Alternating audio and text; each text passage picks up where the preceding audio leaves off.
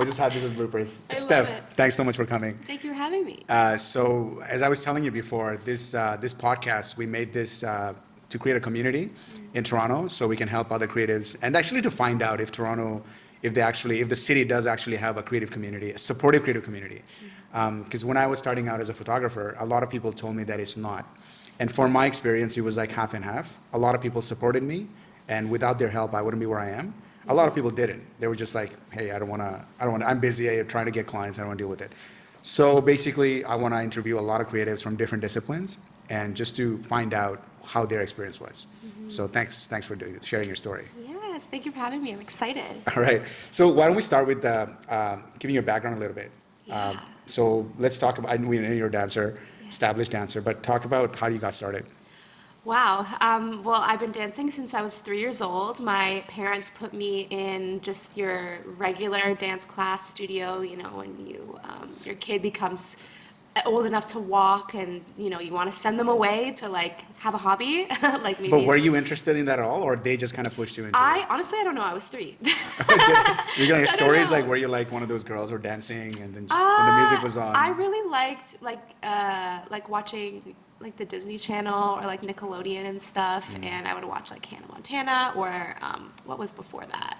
Just like any dancing, I guess like I was very interested in that, so maybe that could be why my parents were like, oh, like let's put her in dance. Yeah. So anyways, they put me in dance. I did like tap, jazz, ballet, how most parents do. Like they start with the basics with their kid, and then from there kind of just continued. I started competing when I was around 12 years old.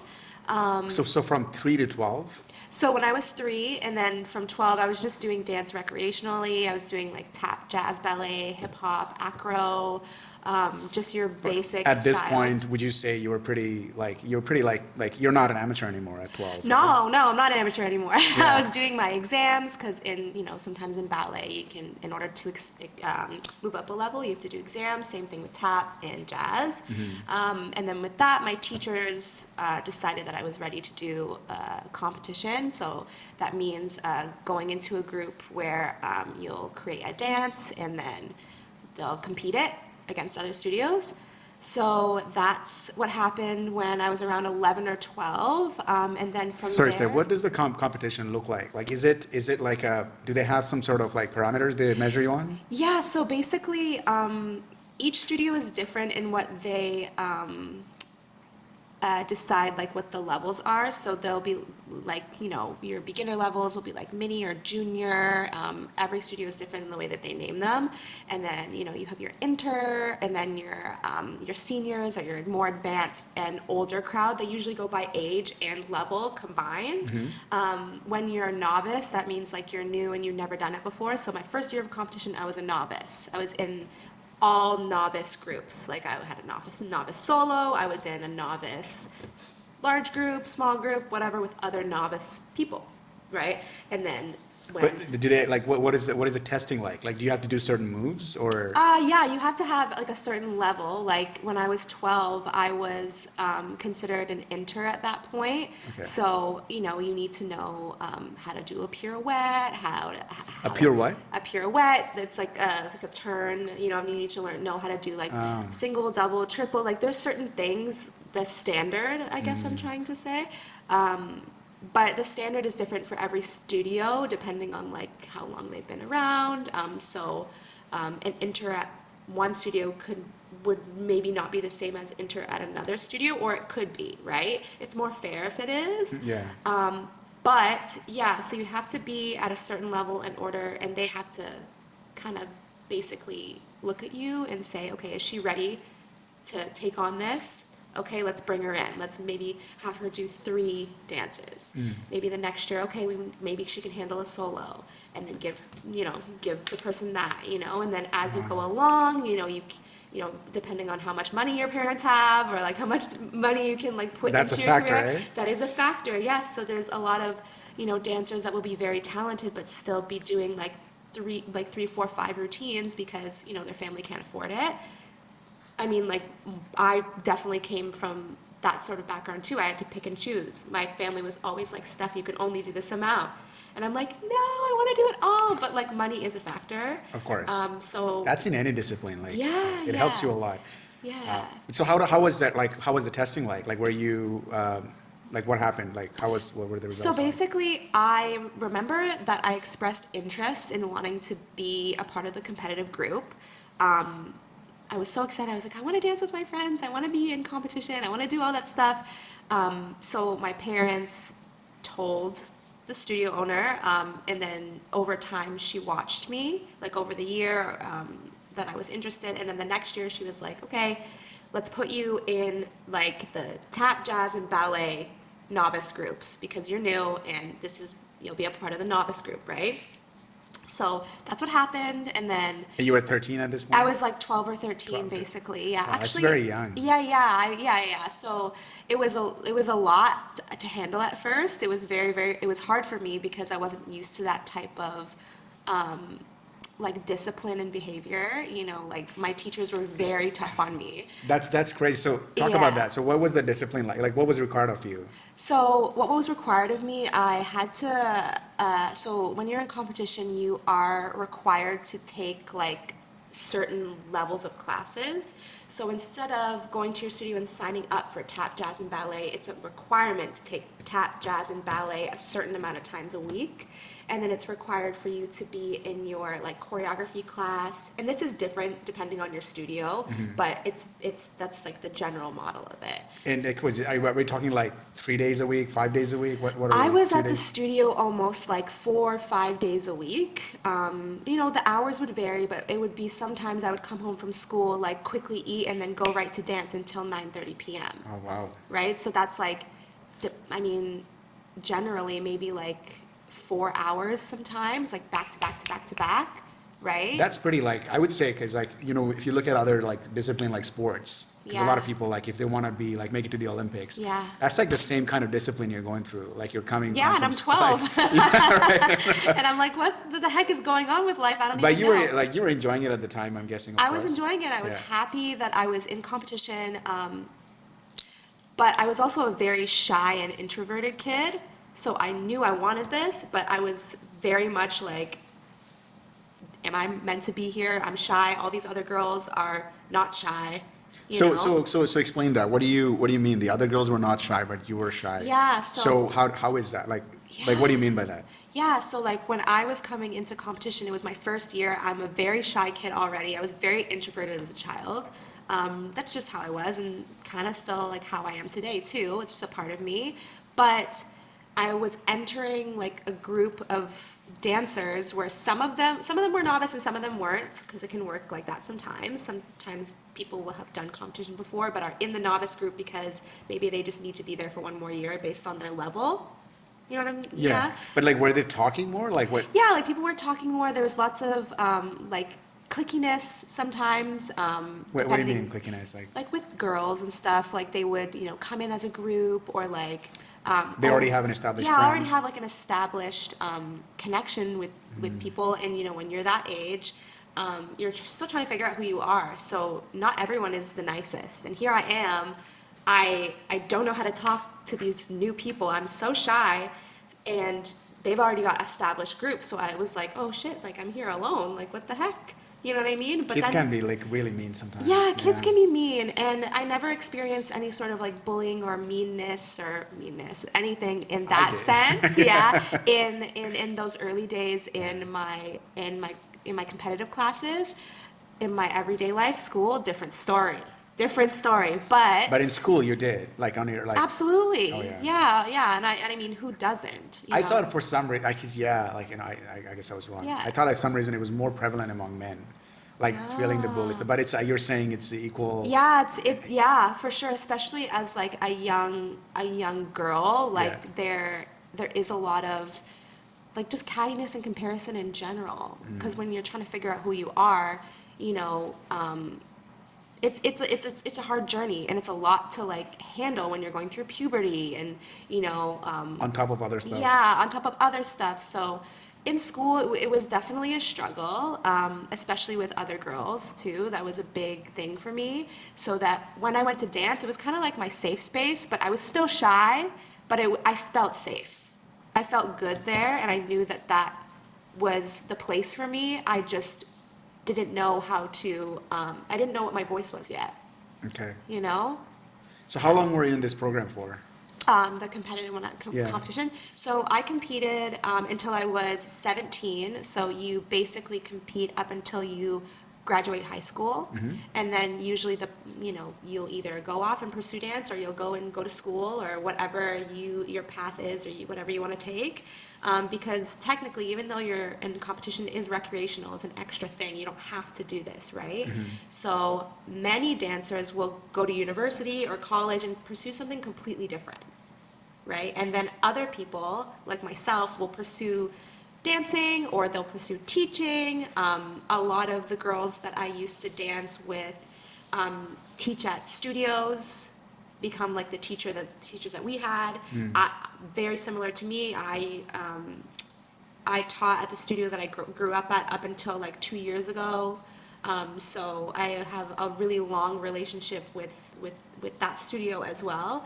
But surprisingly, like only a small percentage of us actually pursued dance, or actually pursued anything to do with dance. Yeah. You know, it's a lot of it's very common among other discipline as well. Because if you, Yeah. like, I have noticed, like, if you really want to pursue something, only a small group of people who really love it, they pursue it. Yeah. But that brings to my next question. So I guess around at 17 or 18, you have to decide at this point what you want to do for your post-grad. So you decided to go to dance school? Okay, so here's the story that I tell it all the time, especially now that I'm mentoring young women in my company, which I'm sure we'll get into later. When I was deciding what I wanted to do, I knew I wanted to do dance. I was given lots of opportunities to explore my art in high school. What about your parents? You guys talk about that too? Yeah, Sorry to cut you yeah. off, With my parents, our parents care. They just want us to be safe and, financially stable. Yeah. So of course, when I'm like, Mom and Dad, I want to dance, they're like, whoa, what the heck? How are you gonna make money? This and that. They're trying to teach me all the things, right? But as a child, I'm obviously not registering it. I'm like, dance, So were you like, but they let you go to dance school, Yes. which is So great. the story is, they were like, you need to apply to all of these, to college. You have to go to college. If you want to pursue dance, that's fine, but you have to go to college. And I'm like, okay. So I applied to I think I applied to like maybe 4 different colleges. In their dance program? So no, I applied, I was at a point in my life where I was like, oh, maybe I want to pursue other things. Maybe I want to pursue like social work. That's a really big passion of mine as well, mental health and all of that. So I applied to like Humber College, like Algonquin, like all of, some programs. And then I applied to one dance program at George Brown, one. And I was like, okay, if I audition for this program, because you have to go through an audition process, and I get in, I'll know that this is what I'm supposed to do. And I went for all my interviews, I did all my tests that you have to, the entry tests you have to do for college, and then I went to the audition. It was crazy. I had to prepare a monologue, I had to sing, I had to do a bunch of Why would you have to sing at a dance program? Because it was like a triple threat program, basically. So Triple threat. Yeah. So what are the 3 threats? Like acting, singing, and dancing. Wow. Yeah. So it was a commercial dance program. So commercial dance is basically like it encompasses mostly everything, right? So that's what they prepare you to do. Did you practice singing before, or? Ooh, other than like choir in elementary school, and then singing in my shower, no. Yeah. So how did you prepare for this audition? I had like a singing coach. Like I got a singing coach. For the audition? Yeah, Okay, yeah. And okay, then that makes sense. I got like an acting coach for a while. Wow. I really wanted to take it seriously, so that I would come in prepared. I came in and I was so nervous. I didn't know what was going on. I was, okay, I know the dance part, but I don't really know these other parts, but I'm just gonna do it anyways. I did it, and I got in. I got Wow. accepted. And I didn't get accepted to any of the other schools. It was only this one. That was the sign you kind of, That was the sign. Like, that's, yeah? That was the sign. And from there, it just, How long was the program? it was a year. It was a year, but it was like, how you have breaks in between, semesters sometimes at university or college. This was like a fast track program. almost, so we didn't have any like breaks or anything. Oh, so it's like all throughout the Yeah, year. it was Okay. from January to December. Wow. And Yeah. your parents, what was their feedback? They were like, okay, at least it's college. They were like, at least it's college. At least you're learning something. And then after that, we can kind of figure out what your life is going to look like. And we definitely did. I did go to school for other things too afterwards. Just because at the time I felt like that's what I needed to do for my parents, and I did learn lots. So, sorry, after you finished your dance program, Yeah. you went to like you Yeah, did studied other I went things as to well? I went to a community college and I studied like business management and all of that. It was just like a small course. It was about like um, maybe like 9 weeks long. Yeah, so not long, right? Those things definitely help you But as it a helped. career, I right? learned about business law. I learned about like finance and all of that. And it was also at a time where I was extremely busy and working in dance too. So I was going to school, going on the GO train, going to do a gig, coming back, going to school, going to the gym, going on the GO train to Toronto, and then, doing another dance gig, and then maybe staying down there, and then training back in the morning. And it was a hustle for Wow. sure. So see, a lot of people don't see these kind of things in the background. Because when Yeah. I see your Instagram page, I'm like, oh, Stephanie's a great dancer. Yeah. Obviously, but they don't see like the hustle that you just thought you were talking about. Like you've been Yeah. dancing for so long. Not only that, you were hustling at that point. Yeah. But so how big was I'm trying to understand like if the networking in this school, like how big was your how many students were in your program? So actually, and it's really interesting about this program. I don't know if they run it this way anymore.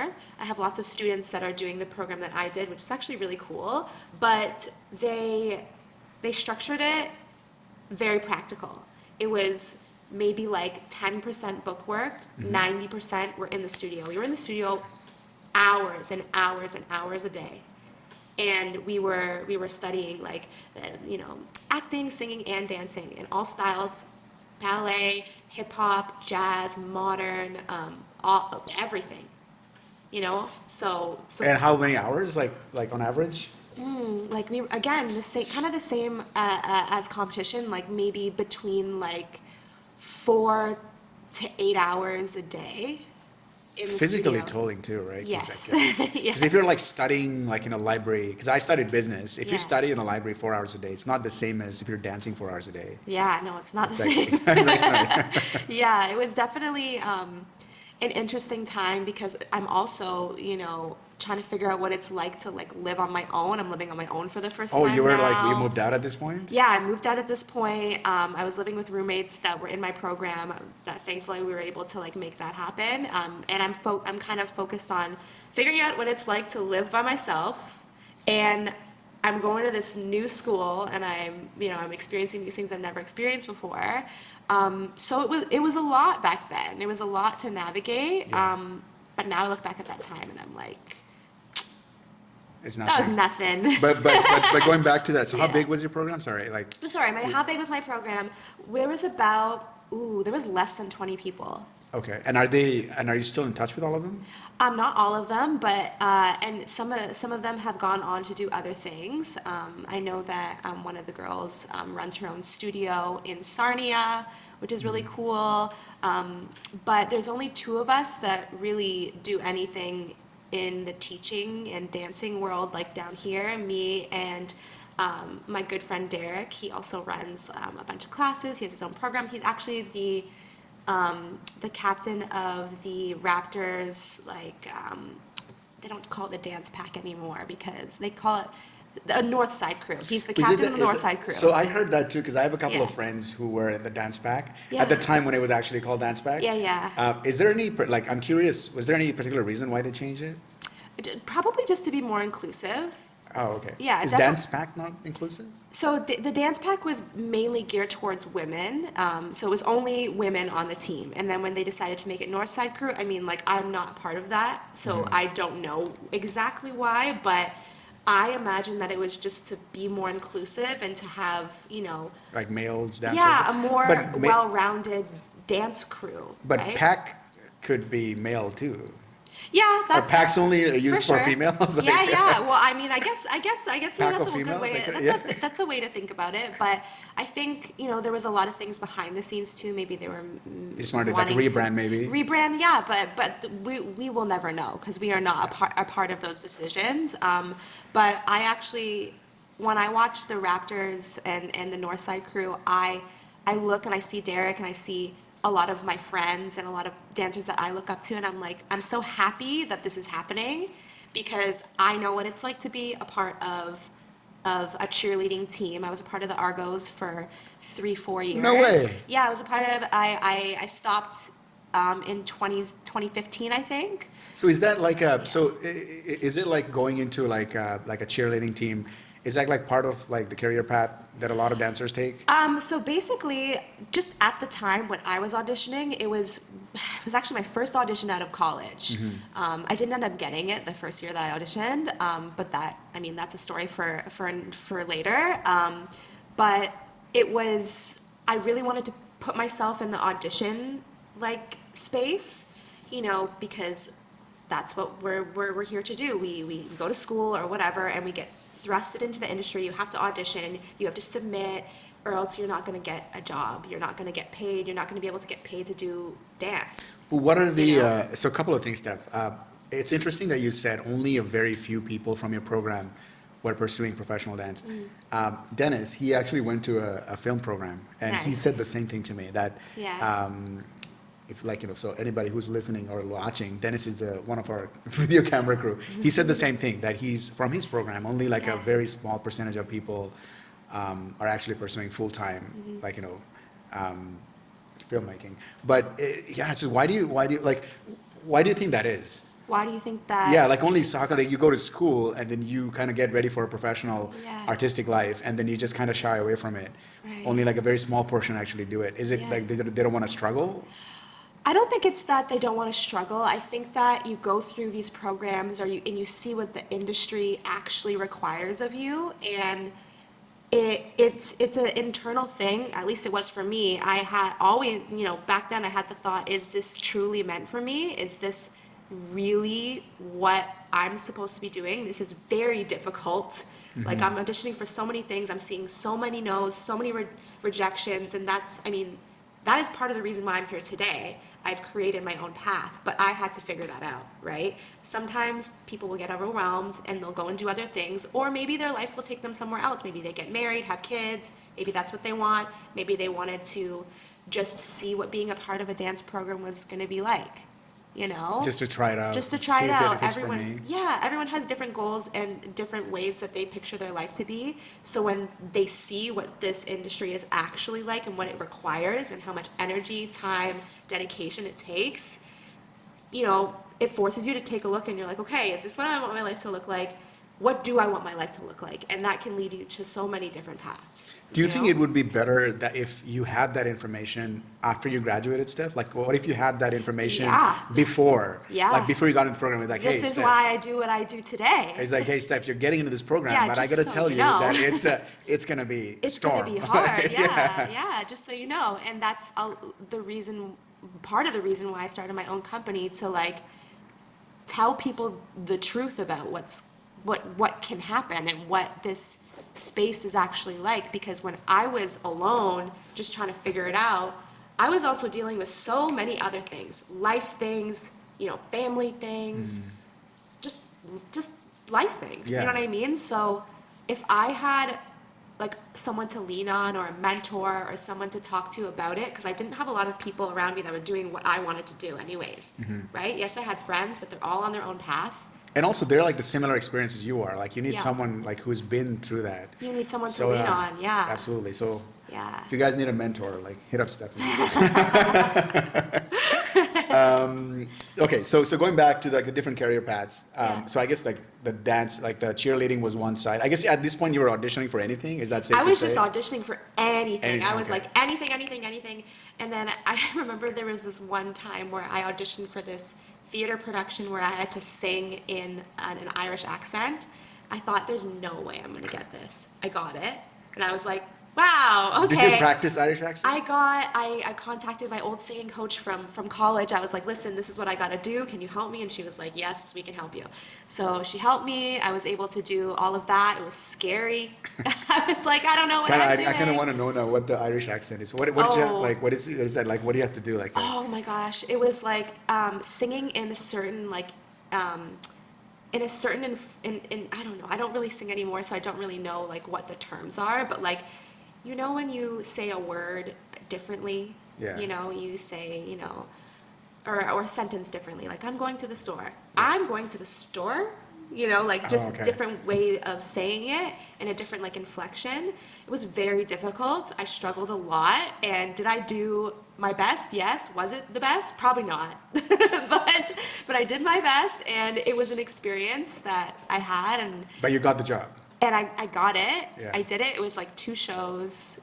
Barely anyone showed up in the audience, but like I was like, hey, this is practice. You Yeah. know, discovered that I don't like you know, being an actor or like in this sort of an environment. Decided like, okay, maybe singing is not we're gonna table that maybe for now. Let's focus on the dance. Maybe I don't like being in this theater like world, and that's what I discovered from that.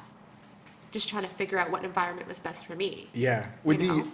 so just to like draw parallels between other careers, like versus like something artistic, like photography or dancing or acting. Yeah. You're right. There's a lot of work. I guess the difference is I'm trying to see, because a lot of people like ask me as well, like, should I pursue photography?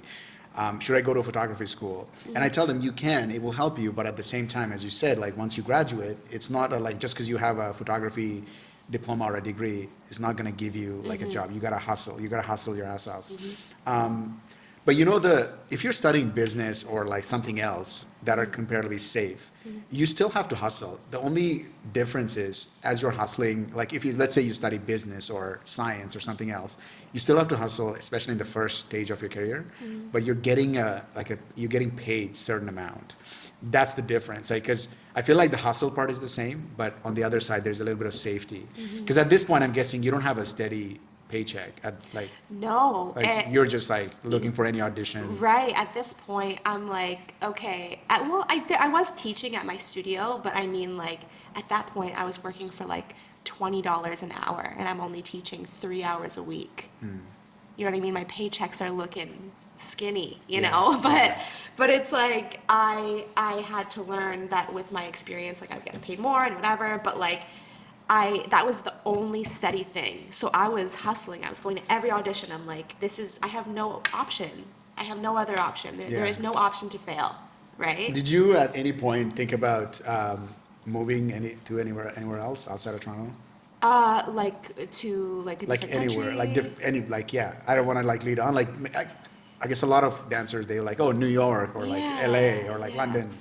I don't know. Yeah. Like, what do you? Yeah, I mean, I guess the like typical dancer pathway is to get out of your city and go to California, to LA, Why is that? because that's where the commercial dance industry like hub is basically. So I was saying like like how every career path they have a pinnacle. Like, oh, I want to be this. Yeah. Like if you're a politician in Canada, you want to be a prime minister, right? And then like if you're in banking, I want to be CEO of a certain bank, or I don't know, like whatever you want to make up. Yeah. What is it for a dancer or a commercial dancer? So if you want to pursue commercial dance, there's a lot of places that you can go, but LA typically is like the goal for most dancers, right? My best friend Chris is there right now, and he's doing the work, he's putting in the hustle, but you work to make a name for yourself in your own city. A lot of people come to Toronto actually. Now I've heard that too. That's what I was going to say. Yeah. And within Canada or outside of Canada as well?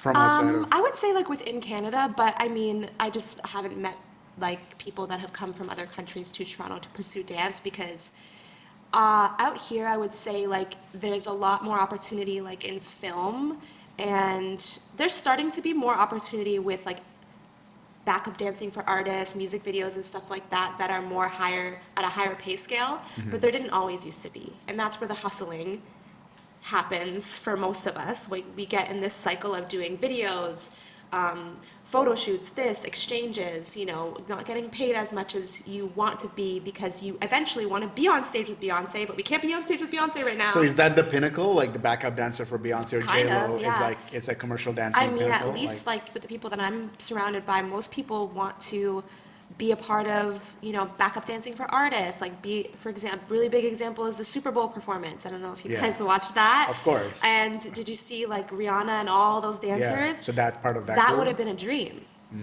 for a lot of people in Toronto. Actually, there was a few people that are from here that were in the performance. No way. Which is exciting. You know them?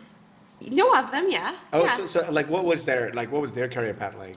Their career path, On a high level, do you know, or? Yeah, like there is a few people that are doing very similar things to me. Assistant choreographer to some really high photographers in our industry right now. Did they move out of Toronto? A lot of people travel back and forth, but some people do move out. Like, for example, like I said, my best friend did move out of Toronto. He got his Yeah. visa, which is a whole process as I an heard it's artist. very tough. Yes, it's Yeah. very tough. It's very expensive. There's a lot of things you need to bring to the table to show, I guess, the United States that like you're worth being there, right? And as an artist, it's really hard. So you have to work even harder to kind of acquire those things, you know? And so what's his, because he's, I know Chris, as you know, I'm a big fan, but was it harder, like, what was the experience like different? Does he talk about the differences between being a dancer in Toronto versus being a dancer in LA? All the time. All the time? So Yeah. what are some of the feedback? I mean, I'll touch on it quickly, but he didn't go from Toronto to LA. He went from Toronto to Vegas to LA. Okay. He got a job in the America's Got Talent residency show in Vegas, and that job, when he got that was like the catalyst of him getting the visa, because he was putting in the work, he was doing all these things behind, he was getting the articles, he was getting the letters of recommendation, and then it was that one job across that was like, okay, we need you, okay, we'll sign, here you go. Okay. Everything happened very quickly for him. Not even a month later, he's uprooted his whole life, moved to Vegas, was a part of that for a year. Now he's in LA, almost kind of restarting, but it helps that he built a name for himself in Toronto. Now, the thing about Christos, sorry, he would kill me if I didn't say Christos. Anyways, to me, Chris. I feel like Chris is like, knowing him just a little bit, I don't see him as a person who gets mad a lot. Like he's just so Yeah. laid back, chilled out. He's laid back. He's so me and him are very similar. He's very like motivated. He's very like, I know my worth. I know this. I know that. He's very like, he just does things, and he doesn't give a fuck about people think. Sorry, can I swear? Yeah, of course. Okay. Of He course, doesn't. yeah. He doesn't give a fuck about what people think. He just does it. Yeah. And if he's scared, he just does it anyway. If he doesn't know what he's doing, he'll assess. Probably do it anyways. That's an amazing quality. Like, Yeah. just because a lot of us have fear of so many things. Yeah. But yeah, it's important to just do for it. If that kind of quality will help you in any career path. Like, Yeah, it inspires me to keep going. I mean, we've been having, like I said earlier when we were chatting, we always try to find at least an hour, maybe 45 minutes a week, because we're both busy, we're both hustling towards our goals. But we always make that time for each other. And when we have those conversations, FaceTimes, phone calls, it's like fuel. Yeah. Like you need to have people in your circle that are going to fuel you and fill you so you can lean on them. Absolutely. And people that can hold you and that you can hold them too when they're struggling, But if I didn't have Chris, like honestly, like he is somebody that always knows and understands what I'm going through because he's been through it. He used to have his, a company out here, and that's a lot of the reason why he was able to get a visa. He created an opportunity wow, for himself. so he uprooted everything, eh? That's Yeah. That's amazing. So going back to like what was his experience like? It's so like everything you're saying is so interesting stuff. So I feel like we're branching out, but it's Yeah. interesting at the same time. Yeah. But what was his differences like being in Toronto versus in LA? I think I mean, one thing you mentioned that he was starting there from the ground zero. ground zero. But yeah. other than that, like, does he feel like Toronto, like there's more opportunities in LA and less in Toronto? Is that? I would say the opportunities there are the opportunities that he's dreamed about. Working with celebrities. Where are the celebrities? They're in In America. LA. You know what I In mean? LA, Most yeah. of them, at least. Yeah. You know, you've got Drake, Justin Bieber, all that, but like those opportunities are very limited here. You know, so It's just because there are less celebrities here? Is that... yeah, I guess so. I don't know why there are less opportunities here, and more opportunities like that out there, like award shows. But I guess that's just where they're filmed. What You know? about when celebrities come here for concerts? Like, does Beyonce like travel with her crew? Yes. So she brings like Yeah. 20 dancers with her everywhere she goes? Yes. Really? Yeah. So I've always thought, yeah, this is kind of new to me. I always thought they would go to a city and they would rehearse with the local dancers. Well, sometimes it works like that. Actually, last summer I was a part of a festival called Fuego Fuego. It was in Montreal, and Fuego, fuego. That yeah, sounds yeah, amazing. it's like a Latin Fire, artist like festival, I guess. You know how there's Beld and they're all like EDM artists. Fuego Fuego is like Reggaeton. yeah, reggaeton, like love like reggaeton. Nicky Jam, or like for example like Becky G Of is course, on the yeah. lineup this time. So we danced for some local artists. So they don't dance with, they don't bring their crew like... So sometimes they do. So Okay. last I think Nicky Jam brought his crew. Okay.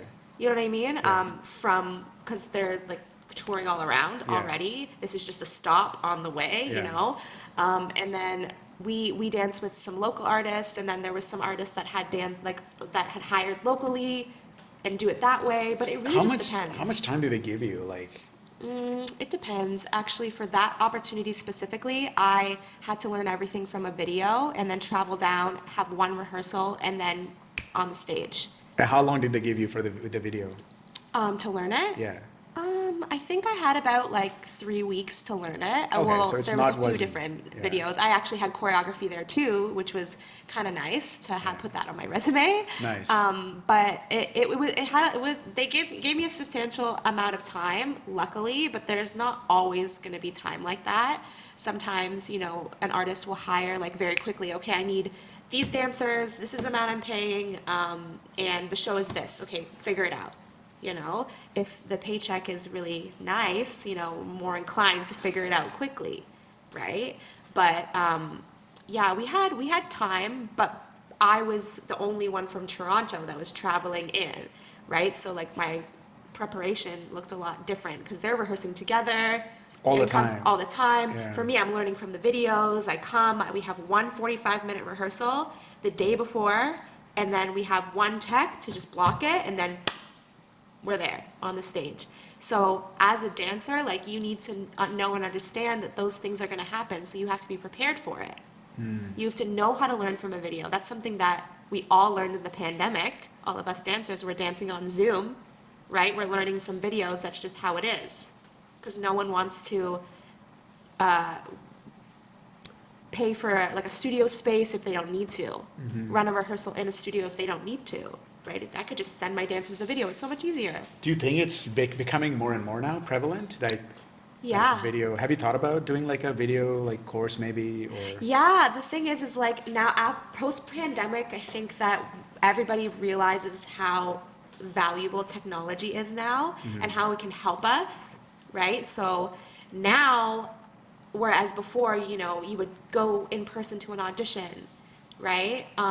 A lot of times now you're doing a self-tape or submitting, right? Whereas, you know, before it might have just been auditions. Now there's not a lot of in-person auditions. You know what I mean? I'm just, you know, assuming, right? Yeah.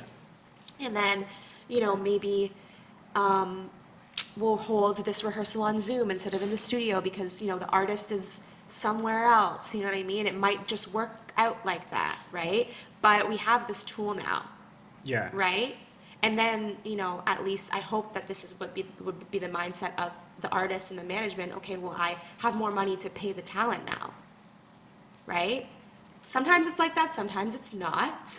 But I mean, But it's just another tool. To yeah, help you. it's just another tool. I use technology all the time. I use it for private sometimes. I do it for my one-on-ones with my girls in my company. We use Zoom all the time.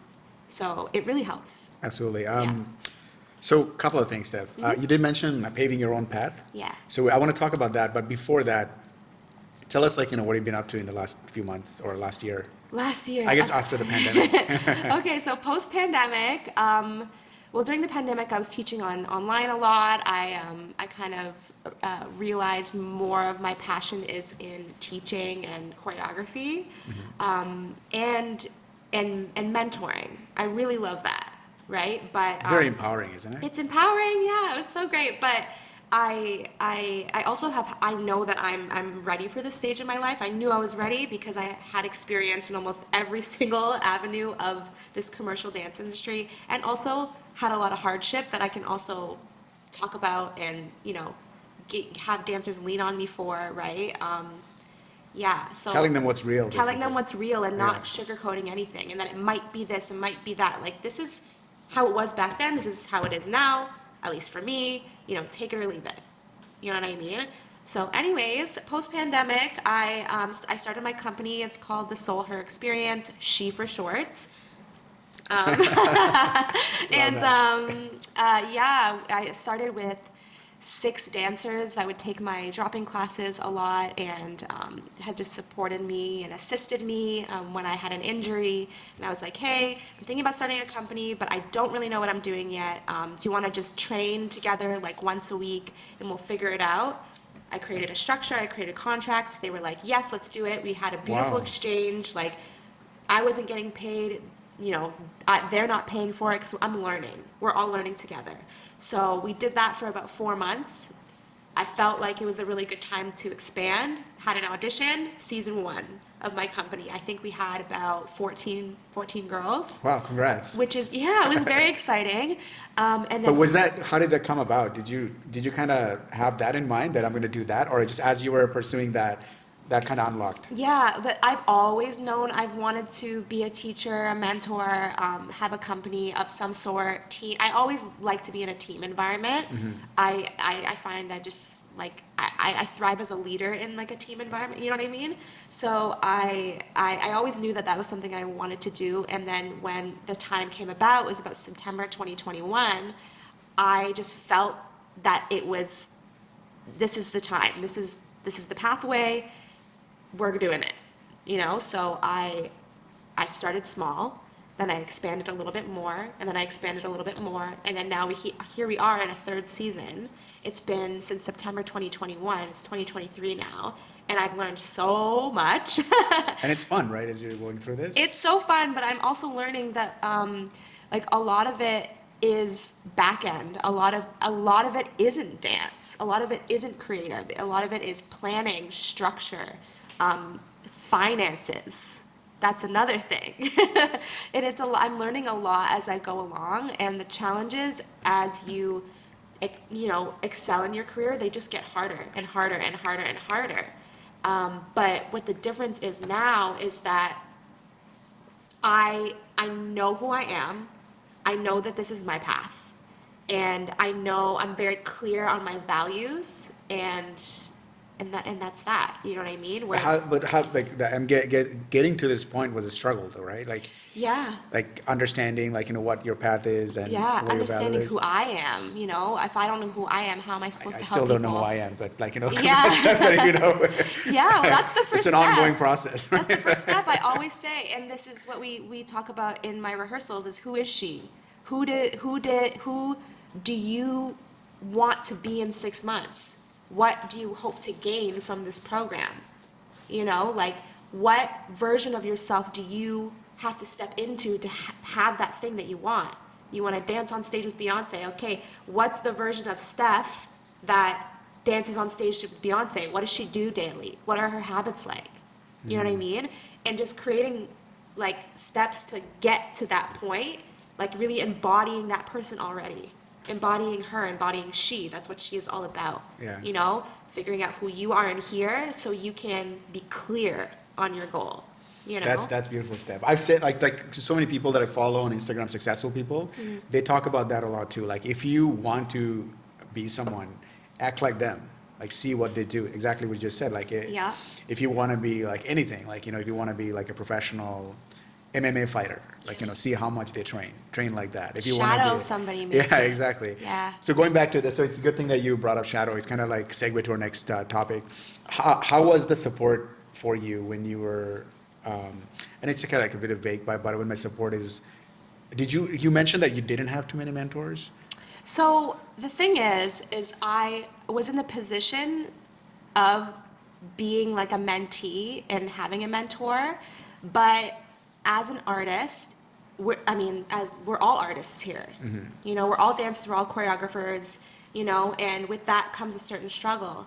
And like, yes, you can be very successful and all that, but sometimes a choreographer, an artist will have a struggle or something that they're trying to, work through as well, right? So like, when I was in the position of being mentored or being in a company like mine or being a part of a group, and I was getting all of this amazing knowledge and learning all these things, I'm realizing that these people are humans too.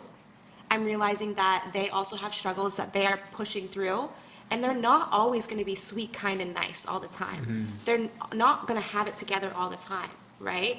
And I experienced some really, really amazing times where I got a lot of great advice. I learned so much, but then there was some times where I felt like I felt alone and attacked and like.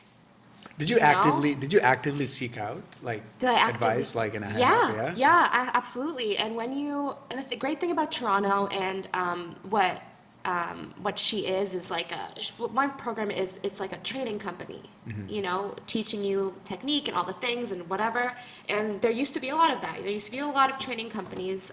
So there was lots of places to train and lots of places for you to put yourself in the position of having a mentor, right? And like all of But these. you didn't have that.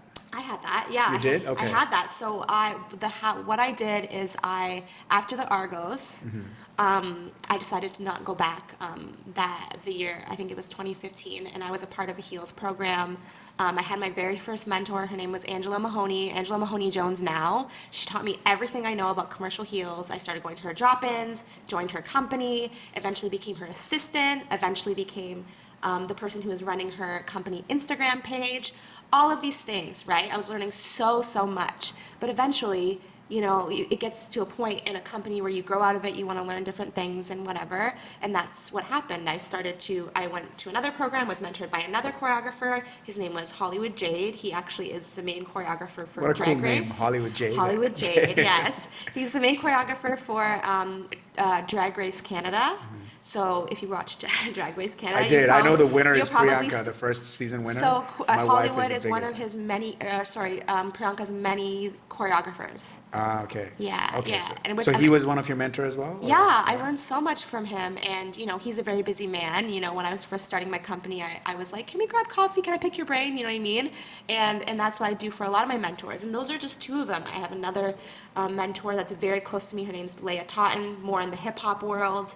So it is. Yeah. So it's not true then when people say Toronto doesn't have a supportive creative community. Yeah, I mean, like there's a lot of places you can go. There's a lot of places you can reach out. A lot. I mean, I don't know exactly what takes place in those spaces. So are they supportive? I don't know. I'm not sure. Right?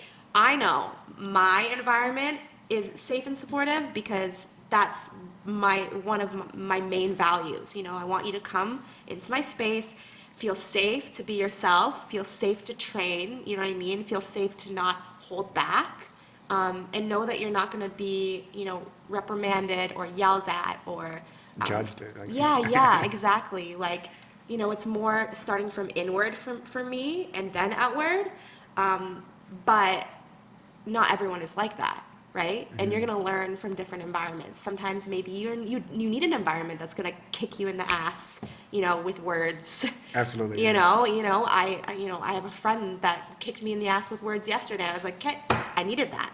You know what I mean? But it's good to have friends like that. Right. But if you're not in a space to receive information like that, maybe a space like mine would help better. It's a more gentler approach. You know what I mean? But not everybody is going to come from that space. So that's why I also teach people to create that safe space within themselves, regardless of the environment they walk into, Yeah, that makes sense. I guess we talked about this a little bit before we started talking. What do you need to be an extrovert or to be a dancer? I don't. Professional dancer? Yeah, I mean, like on some level, you do have to have the confidence to be able to do the things you want to do. Does that mean you have to be an extrovert? No, you don't. I don't think if being an extrovert is not a part of your personality, if you're more introvert, if you're more shy, that's you. You know what I mean? You don't want to be someone that's not you. However, I also, this kind of like circles back to what I was just talking about, like creating that safe space within yourself.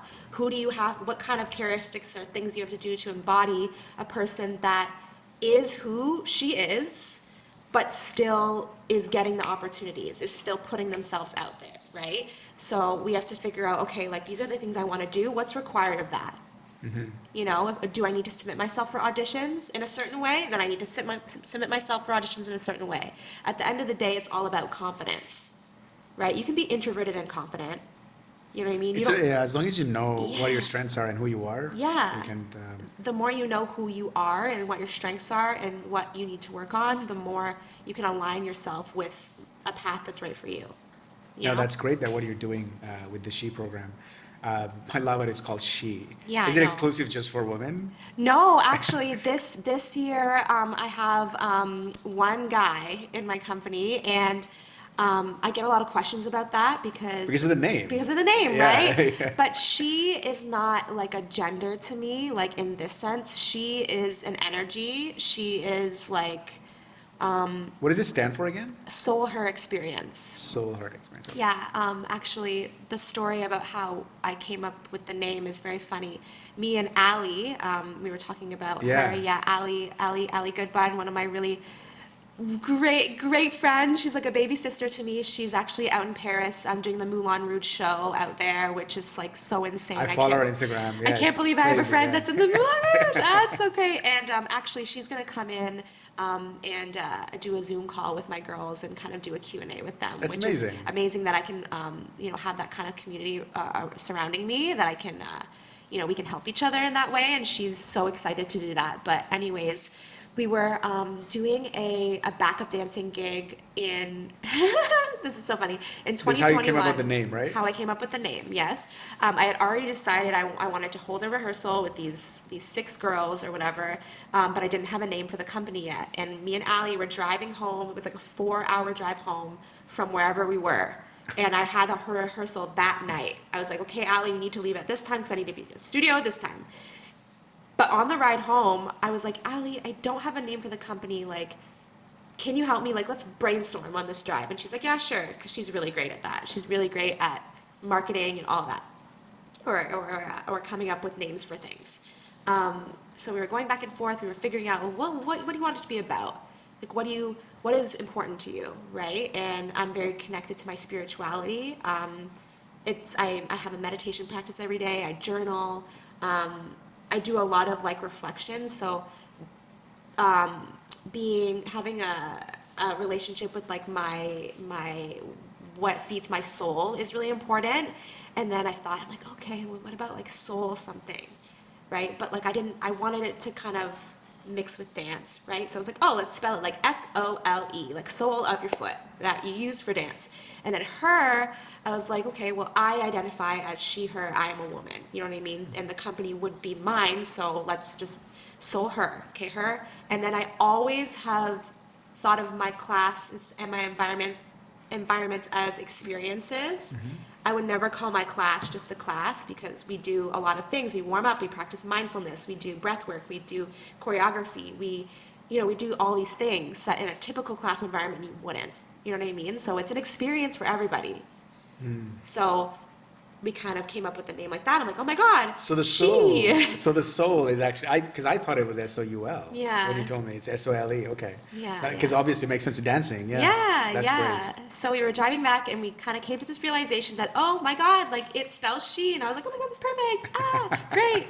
And then on that ride home, we created my first logo. And then How do you create a logo on your ride home? You have a pen and a pencil and you're just drawing like I have an app on my phone that I use. Okay. And I was just playing around with it. And I was like, okay, here it is. Nice. And then I went to that rehearsal that night and I was like, hey guys, I know on your contract it says dancer development program.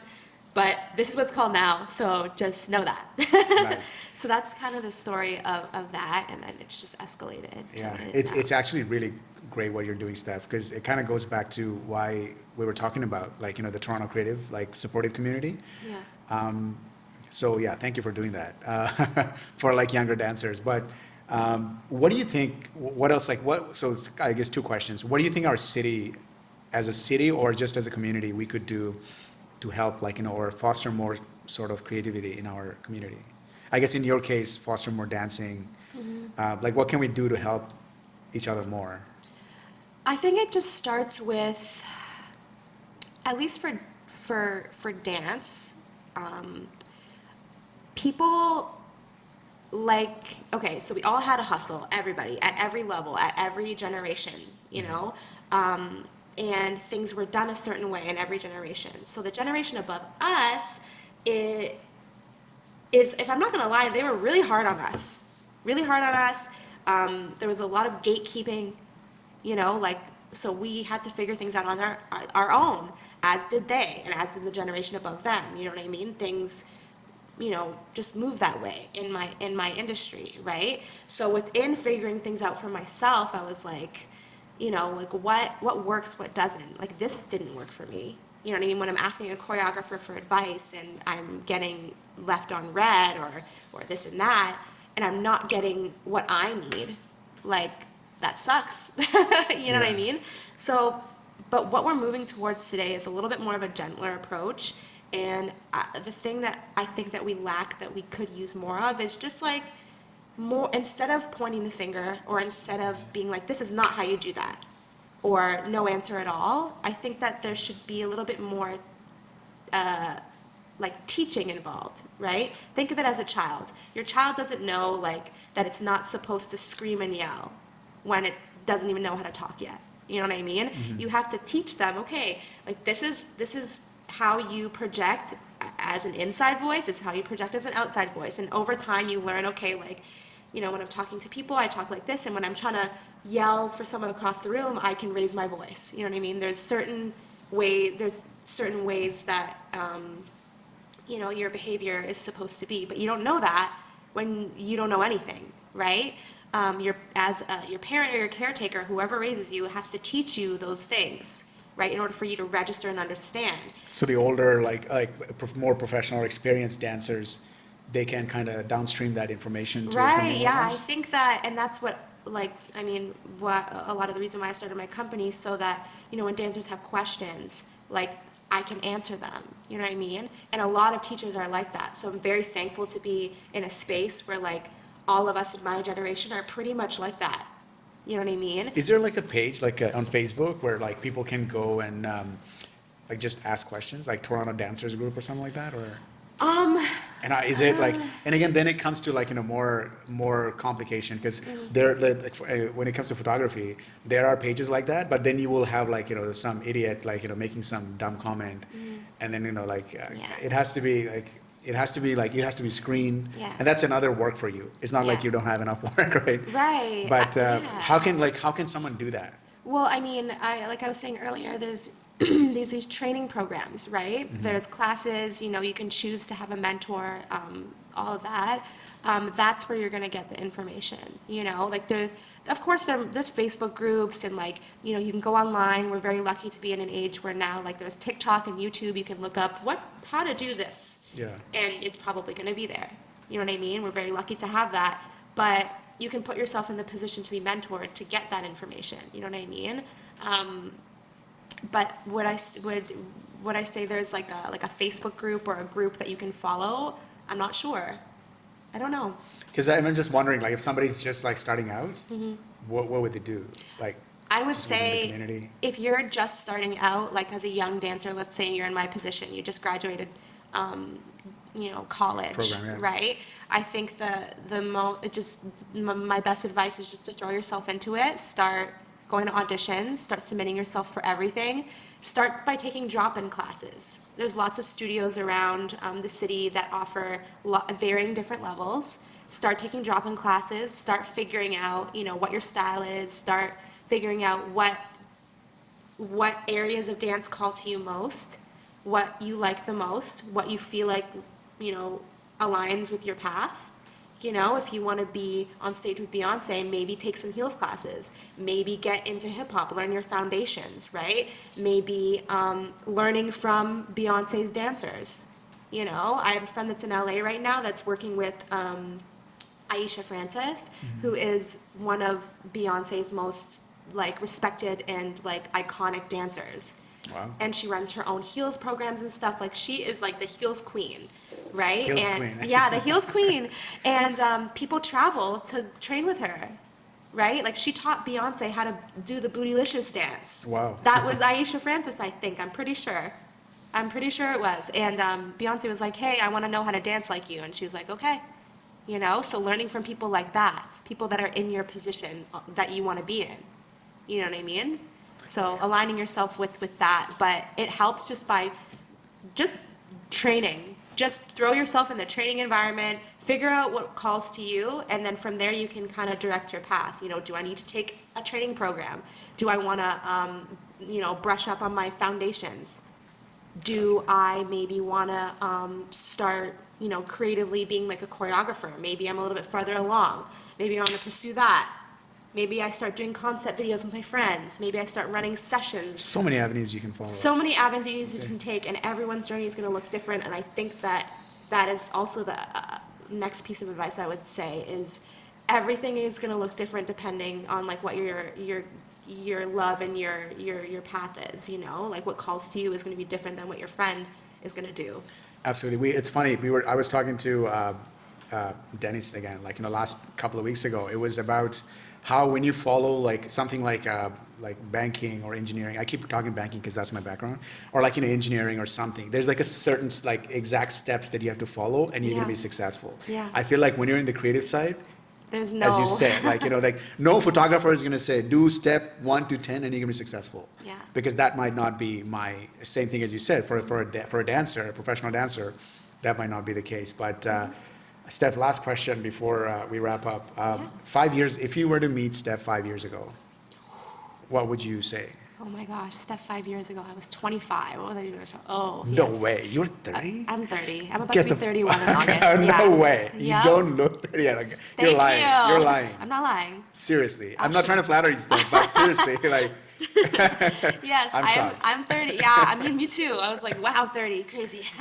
But yeah, if I were to talk to 25-year-old Steph, I would just say like everything that's happening right now is shaping you for the person that you're going to be in 5 years. I remember I was going through a very similar struggle to what I'm going through right now, but on a little bit of a lower scale. I was dealing with some like I was figuring out like what my next path was going to be, and I didn't really have the support that I needed.